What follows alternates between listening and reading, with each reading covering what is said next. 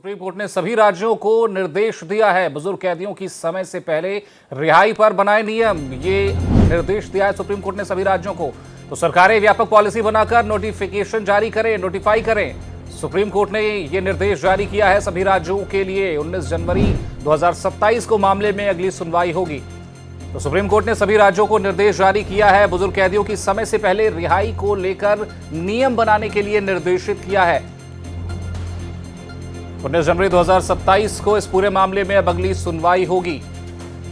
इस मामले में नियम बनाने के लिए राज्य सरकारों को कोर्ट ने निर्देशित किया है किस तरह से उनकी रिहाई होगी, क्या उसमें खाका होगा और किस तरह से उनकी रिहाई की जो प्रक्रिया है वो होगी। इसको लेकर निर्देश जारी किया है कि राज्य सरकार पूरी प्रक्रिया फॉलो करे और पूरी तरह से इन चीजों को लेकर एक नियम बनाए, एक कानूनी प्रक्रिया के तहत, जिससे उनकी रिहाई हो सके।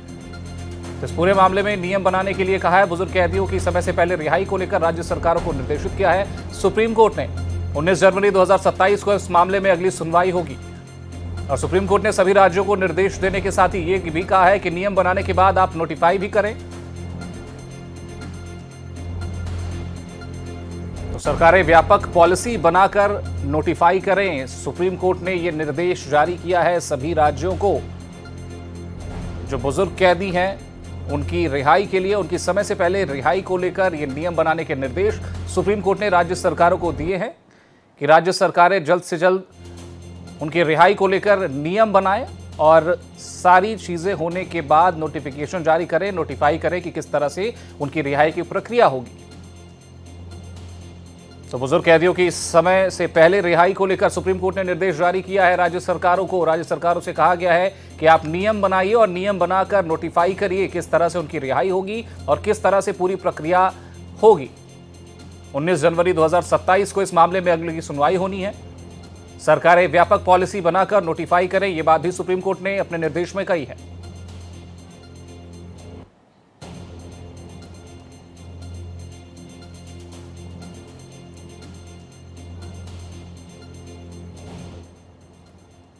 तो ज्यादा जानकारी के साथ हमारे सहयोगी गोपाल कृष्ण जुड़ गए हैं। गोपाल जी, नोटिफाई करने की बात कही है सुप्रीम कोर्ट ने और यह भी कहा है कि नियम बनाए जल्द से जल्द बुजुर्ग कैदियों की रिहाई को लेकर। इसकी प्रक्रिया किस तरह से रहेगी पूरी? देखिए, आज सुप्रीम कोर्ट का यह बड़ा फैसला है। सुप्रीम कोर्ट ने अपने फैसले में कहा है कि जो 70 साल से ऊपर के बुजुर्ग कैदी हैं या बीमारियों से ग्रसित हैं, उनकी रिहाई को लेकर के एक पॉलिसी तैयार की जाए और इसके लिए सबसे पहले एक पोर्टल बनाने के लिए सुप्रीम कोर्ट ने कहा है, ताकि उस पोर्टल पर वो व्यक्ति जो है अर्जी दाखिल कर सके और उस अर्जी पर एक्सपर्ट से विचार किया जाएगा, मेडिकल रिपोर्ट पेश किया जाएगा और सब कुछ डिजिटल तरीके से किया जाएगा, डिजिटल तरीके से प्रावधान होगा और उसके बाद 3 महीने के भीतर जो है यह प्रक्रिया पूरी करने के लिए सुप्रीम कोर्ट ने कहा है कि 3 महीने के भीतर जो है इसके लिए एक पोर्टल बन जाना चाहिए और इसके लिए पॉलिसी राज्य सरकारों को बना देनी चाहिए और उस पॉलिसी को लागू करना होगा और उसके बाद 6 महीने बाद सुप्रीम कोर्ट में हलफनामा दाखिल करना होगा कि जो सुप्रीम कोर्ट ने दिशा निर्देश जारी किया था उसका पालन हुआ है या नहीं। दरअसल सुप्रीम कोर्ट गोपाल जी, आप हमारे साथ बने रहिए। फिलहाल हम दूसरी खबर का रुख कर लेते हैं। 19 जनवरी 2027 को इसमें होगी सुनवाई, जैसा कि हमने आपको बताया कि किस तरह से पूरा घटनाक्रम रहा। बढ़ते हैं आगे। सुप्रीम कोर्ट ने 3 लैंग्वेज पॉलिसी पर चिंता जताई है। 6ठी क्लास से लागू करनी चाहिए थी 3 लैंग्वेज पॉलिसी, ये बात कही है। 9वीं में तीसरी भाषा का बोझ न डालें, ये बात भी कही है सुप्रीम कोर्ट ने। 9वीं कक्षा की पढ़ाई पहले से मुश्किल है, तीसरी भाषा की शुरुआत कक्षा 6 से हो, ये बात भी सुप्रीम कोर्ट ने कही है। तो सुप्रीम कोर्ट ने 3 लैंग्वेज पॉलिसी पर चिंता जताई है और 6ठी क्लास से लागू करनी चाहिए थी 3 लैंग्वेज पॉलिसी, ये बात सुप्रीम कोर्ट ने कही है। 9वीं में तीसरी भाषा का बोझ न डालें, ये भी स्पष्ट तौर पर सुप्रीम कोर्ट ने कहा है।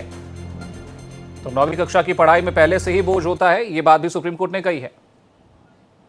तो हमारे सहयोगी गोपाल कृष्ण लगातार हमारे साथ बने हुए हैं। गोपाल जी, 3 लैंग्वेज पॉलिसी को लेकर जो बात कही है सुप्रीम कोर्ट ने, इसको किस तरह से देखा जाए और यह भी कहा गया है कि 6th क्लास से 3 लैंग्वेज पॉलिसी लागू करनी चाहिए?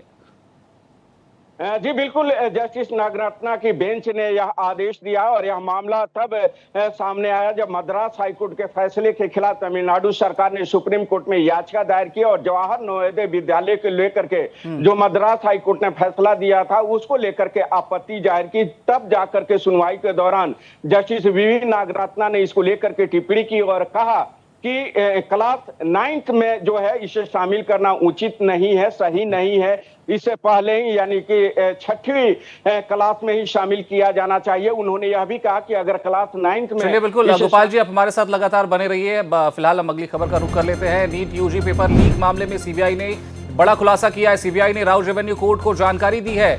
लातूर के कोचिंग संचालक ने दी थी रिश्वत, ये जानकारी साझा की है सीबीआई ने। प्रश्न पत्र के लिए दिए गए थे 5 लाख रुपए। एनटीए के पैनल में शामिल टीचर को दिए गए थे पैसे। तो राउज रेवेन्यू कोर्ट को यह जानकारी सीबीआई ने दी है। हमारे सहयोगी गोपाल कृष्ण जी लगातार हमारे साथ बने। गोपाल जी, जिस तरह से अब सीबीआई ने यह जानकारी दी है उसको किस तरह से देखा जाए और क्या क्या उसमें विशेष जानकारियां शामिल हैं इस पैसे के लेन देन को लेकर? देखिए, दरअसल शिवराज मोटेगांवकर जो केमिस्ट्री का प्रोफेसर था और लातूर में कोचिंग सेंटर चलाता था, उसकी ओर से जमानत याचिका दायर की गई थी और उसी जमानत याचिका पर जवाब दाखिल करते हुए सीबीआई ने बड़ा आरोप लगाया और कहा कि किस तरीके से शिवराज मोटेगांवकर ने पीबी कुलकर्णी को 5 लाख रुपए दिए और क्वेश्चन पेपर लीक कराया। यह भी कहा गया है कि पीबी कुलकर्णी के कोचिंग सेंटर में शिवराज मोटेगांवकर के बेटा पढ़ाई करता था और वहां पर इस पेपर को लीक गोपाल जी, फिलहाल मैं आपको रोकना चाहूंगा। दूसरी खबर भी, एक बड़ी खबर भी हमारे साथ सामने आ रही है। पीएफआई के पूर्व सदस्य की तीसरी जमानत याचिका खारिज हो गई है। पटियाला हाउस कोर्ट ने अबू बकर की जमानत खारिज की है। तो ये अबू बकर पर आतंकी साजिश और टेरर फंडिंग के आरोप हैं। जमानत के लिए बीमारी का हवाला दिया था ये अबू बकर ने। तो पटियाला हाउस कोर्ट ने जमानत याचिका खारिज कर दी है। हमारे सहयोगी गोपाल कृष्ण लगातार बने हुए हैं। गोपाल जी, जिस तरह से जमानत याचिका खारिज की गई है ये अबू बकर की, इसको लेकर क्या जानकारी? जी बिल्कुल ही, अबू बकर ने जमानत याचिका दायर की थी पटियाला हाउस कोर्ट में। पटियाला हाउस कोर्ट ने यह कहते हुए जमानत याचिका को खारिज कर दिया कि इसके ऊपर लगा आरोप काफी संगीन है और यह बाहर आ गया तो फिर उसी तरीके से टेरर मामले को जो है ऑर्गेनाइज करेगा, फंडिंग करेगा और तमाम बातें कोर्ट ने कही है। और यही कहते हुए कोर्ट ने उसकी जमानत याचिका को खारिज किया है। इससे पहले दिल्ली हाई कोर्ट ने उसको अंतरिम जमानत देने से यह कहते हुए इनकार कर दिया था कि इस दौरान अंतरिम जमानत नहीं दी जा सकती है। Medical condition. बिल्कुल, एक बड़ी खबर और आ रही है। आप हमारे साथ बने रहिए गोपाल कृष्ण जी। बुलडोजर एक्शन मामले में सुप्रीम कोर्ट का सुनवाई से इनकार। सुप्रीम कोर्ट ने याचिकाकर्ता को हाईकोर्ट जाने को कहा है। अवमानना याचिकाओं में सुप्रीम कोर्ट की गाइडलाइन के उल्लंघन का आरोप लगा है। इसमें तो याचिकाओं में सुप्रीम कोर्ट ने गाइडलाइंस के उल्लंघन का आरोप लगाया है। हमारे सहयोगी गोपाल कृष्ण लगातार हमारे साथ बने हुए हैं। गोपाल कृष्ण जी, बुलडोजर एक्शन पर जिस तरह से सुप्रीम कोर्ट की टिप्पणी आई है, किस तरह से देखा जाए इसको? जी बिल्कुल, चीफ जस्टिस ऑफ इंडिया ने इस मामले की सुनवाई करते हुए इसको लेकर के जो दायर सभी अवमानना याचिका है संबंधित हाई कोर्ट में भेज दिया और कोर्ट ने कहा है कि अलग अलग याचिकाओं में अलग अलग तथ्य और विवाद हैं।